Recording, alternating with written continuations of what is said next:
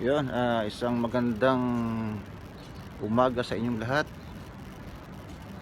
Ngayon po ay araw ng Sabado dito sa UAE at pupunta po kami sa ating Philippine Embassy para makapagbigay ng luggage para sa mga distress sa OFW doon.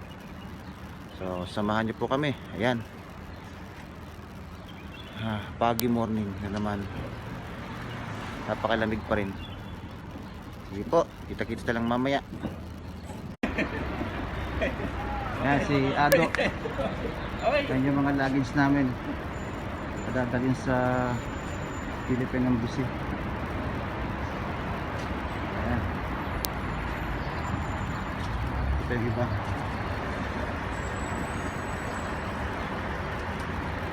Dami-rami rin. At least makakatulong sa mga distress OFW na nasa embassy. Kita-kita na po mamaya ulit. Yan, papunta na po kami ng Philippine Embassy. Samahan niyo po kami.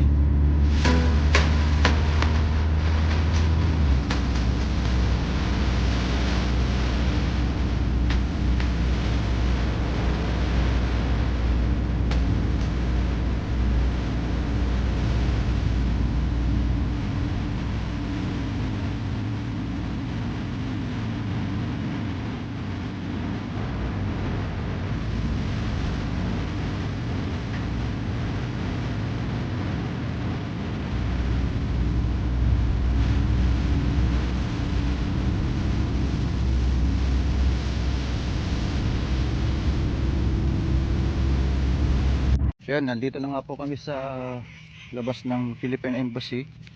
Yan, makikita nyo yung flag ng ating embahada at saka UAE.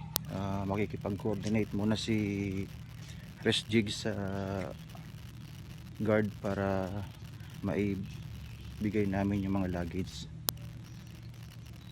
Sige po.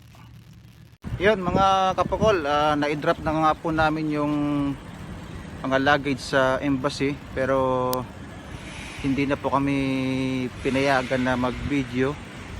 So sa gate na lang din po namin na i-drop yung mga luggage.